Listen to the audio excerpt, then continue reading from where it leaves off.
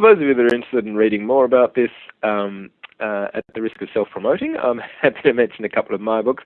I wrote a book a couple of years ago called The Happiness Handbook, which summarises all of these principles of positive psychology in what I'd like to think is a very readable, approachable way. So it's The Happiness Handbook. More recently, I wrote a book called 100 Ways to Happiness, which is similarly based on the principles of positive psychology.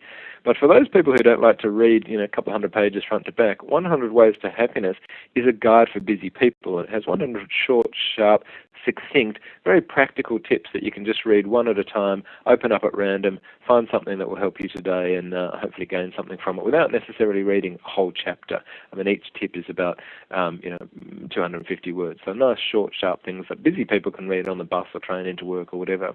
I'm also proud to say that coming out in just a couple of months' time, in August 2009, is my new book, which is 100 Ways to Happy Children, a guide for parents. And that's, again, similar principles, but obviously specifically applied to positive parenting. And as a parent myself, this is something that I think is one of the most important things we can do to build resilience in our children, to build character, to help them identify and utilize their strengths and become optimistic people, etc. And if we can help our children learn these skills at an early age, then that would be a wonderful thing. More generally, there are obviously lots of wonderful books these days.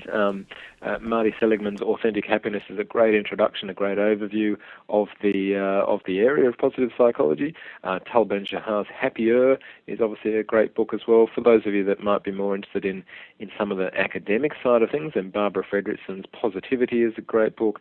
There are lots and lots of books and lots more great ones coming out every day. So, and I think one of the things that we can all do to boost our happiness is to keep reminding ourselves of what's important. One of the ways that I like to do that is to keep reading the many, many good books that are out there.